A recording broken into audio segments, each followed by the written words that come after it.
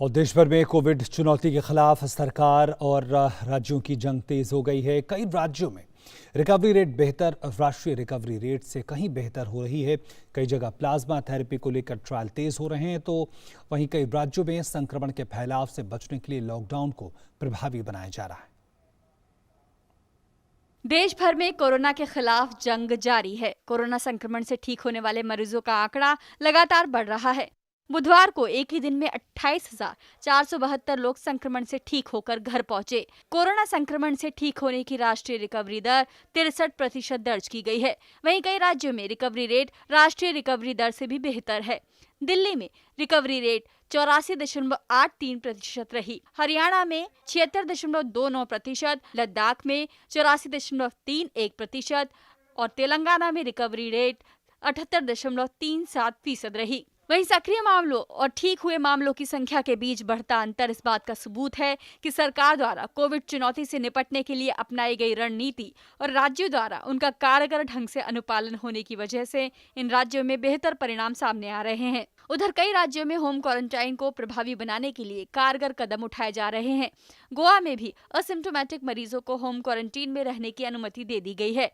हालांकि इस दौरान ये सुनिश्चित किया जाएगा कि होम क्वारंटीन में सभी जरूरी सावधानियां बरती जा रही हो।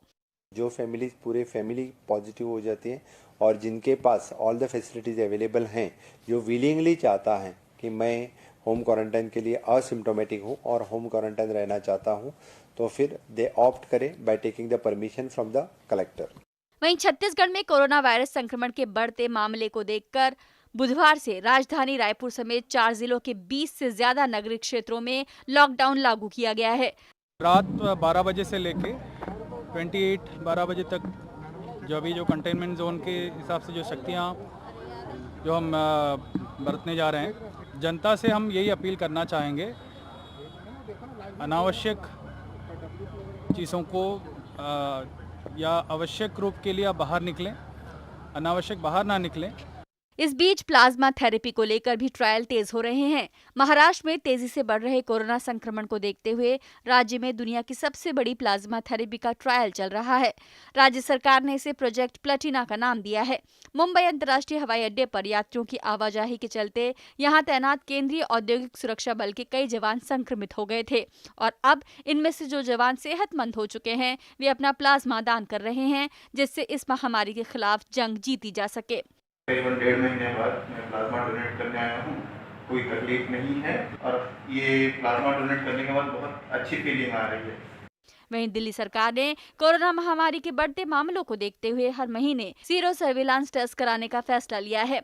हर महीने की 1 तारीख से लेकर 5 तारीख तक सीरो सर्विलांस टेस्ट किया जाएगा। कोविड संक्रमण के खिलाफ लड़ाई में दुनिया भर के देशों से मदद का सिलसिला भी जारी है। इसी कड़ी में सिंगापुर की तेमासेक फाउंडेशन से 4,475 ऑक्सीजन कॉन्सेंट्रेटर्स भी पहुंच गए हैं। केंद्रीय स्वास्थ्य एवं परिवार कल्याण राज्य मंत्री अश्विनी कुमार चौबे को इन्हें सौंपा गया। सरकार और राज्यों की ओर से कोविड-19 के खिलाफ लड़ाई में इससे मदद मिलेगी और जरूरतमंदों तक इलाज सुलभ हो सकेगा। इसके साथ ही देश भर में वे राज्य जहां मामले तेजी से बढ़ रहे हैं, वहां एहतियाती कदम उठाए जा रहे हैं।